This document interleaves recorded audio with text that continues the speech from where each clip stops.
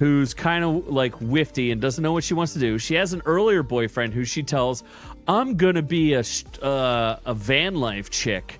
You want to be a van life dude with me? And he's like, nah, bitch. I want to go and like do my own life. So they break up. So she meets this mildly autistic guy and is like, do you want to be my van life bro? And she's like, and he goes, yeah, babe, let's move to Florida, save money, and then we'll become van life bros. So they get engaged and become van life bros. And then while they're attempting to film their van life, they become poor because they have no money and they have no like sponsors. They have nothing. And they just start running out of money. And then they start to hate on each other.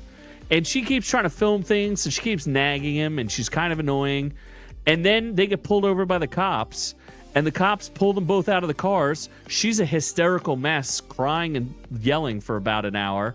And they pull him out, and they're like, what's wrong? And he's like, I sure hope my girlfriend still likes me. And they make him take off his hat. And guess what? His face is wrecked because she punched him in the face and cut him a bunch of times. And he's got these cuts and, like, skin hanging off of his side of his head. And they're like, well, we think your girlfriend abused you, so we're going to put you up at a hotel, and you guys aren't allowed to see each other, and we're going to give her the van. Since it's her van, she can leave, but do not contact her. We're going to put you in an abuse hotel. So they immediately talk to each other and get back together. Then they go back out into the woods together, and they're going to go in this nice place. And she keeps nagging him, but they go on a hike. And she trips and falls and hurts herself.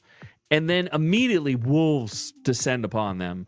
And he must fight the wolves off as they try to strangle his fiance or wife to death. But he says, no, wolves, you will not strangle my wife to death. But eventually Sasquatch shows up, and Sasquatch overpowers him. I love and then Sasquatch chokes her to death, and he sits down next to her body and cries for a while. Takes her boots off because he's just so sad. Then he hikes back to where their van was because Sasquatch actually moved them many, many miles away. What?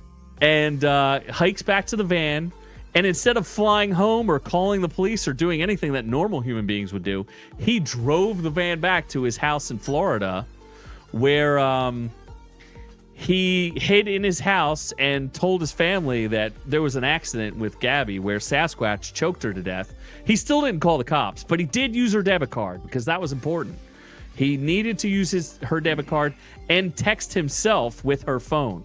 So he did both of those things to make sure that Sasquatch could not follow him home. Unfortunately, 2 weeks later, he decided to go back out in the woods, and Sasquatch found him as well.